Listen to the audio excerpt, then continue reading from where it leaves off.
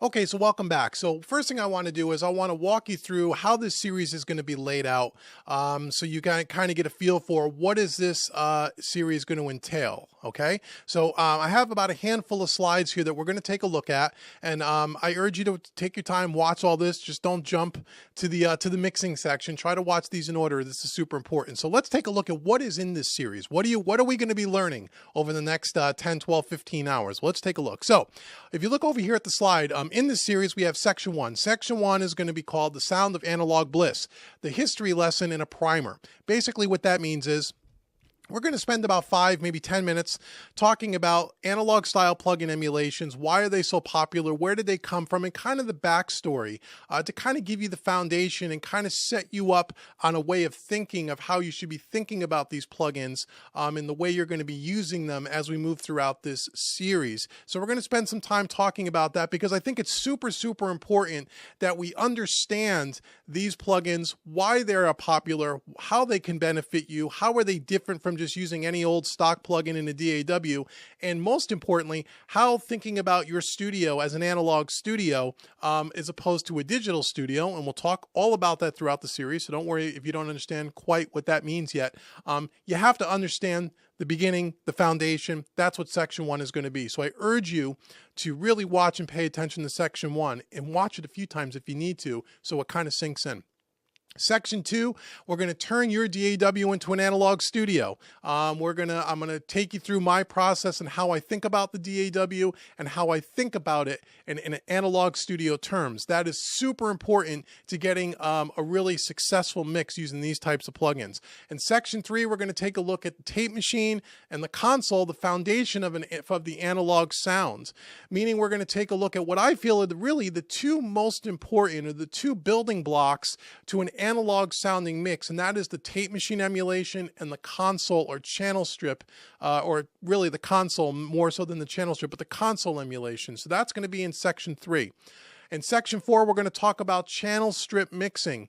And if people have been following me for a while on YouTube, or have seen any of my past Made Easy mixing products, you know, or my Quick Mix series products, you know that I love using channel strips. And I feel that channel strips are really another one of those secret ingredients to making your mix sound like a well-polished analog style mix. So we're going to talk a lot about channel strip mixing. In section 5, we're going to talk about compression and EQ.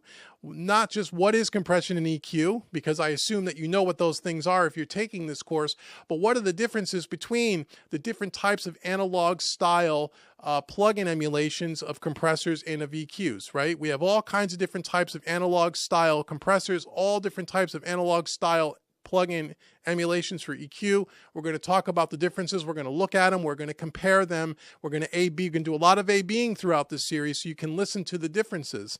Okay, so that's what we're going to do in section 5. In section 6, we're going to talk about reverbs and delays and room emulations and how that adds to the overall analog vibe and feel of your mix. In section 7 is where most of you are going to be so tempted to just jump to, and I'm going to ask you not to do that. Watch section 1 through 6 before you get to section 7. But in section 7, that's probably going to be the largest section of this series. We're actually going to mix an entire song from start to finish in real time. I have not pre-mixed the song. I've listened to the song in a static mix, rough mix format, because I kind of know, so I know what the song is, but we're going to mix it in real time together. Section 7 is going to be broken down into many subsections, and I'm going to take you through an entire mix. Part of this package, when you bought this series, you should have also received the audio files for that mix so we can mix the song together. So that's super important. Make sure you have all the audio stem files so you can use them in section 7. And then finally in section 8, we're going to go through my final thoughts. We're going to kind of recap what we've done through the first 7 sections. I'm going to have a bunch of different tips and things for you to remember.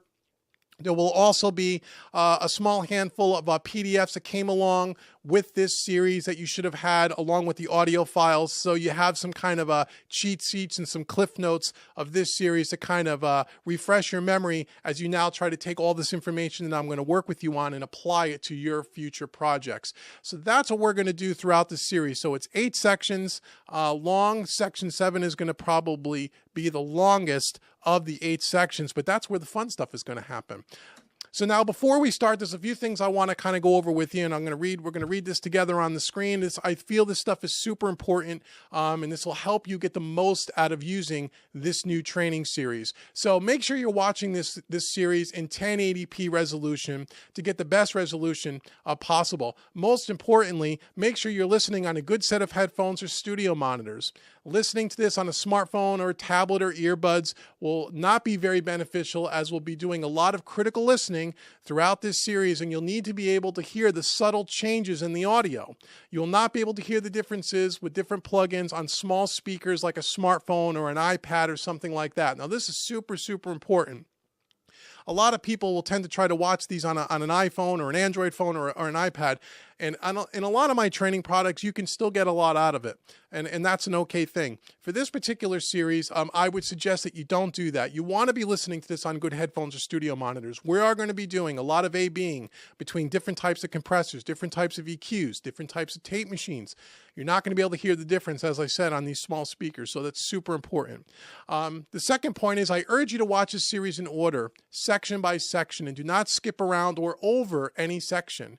I know it's tempting to just go find the juicy parts, the fun stuff, where we use all the cool plugins, but without understanding the foundation of why these plugins work and how they can drastically improve your mixes, you are missing out, and you'll not nearly get as much out of this series as you should. Super, super important.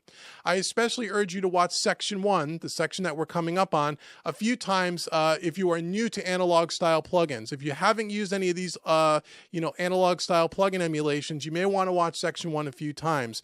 And section 1 is a primer, and I explain the psychology and the philosophy of analog style mixing. So again, super, super important.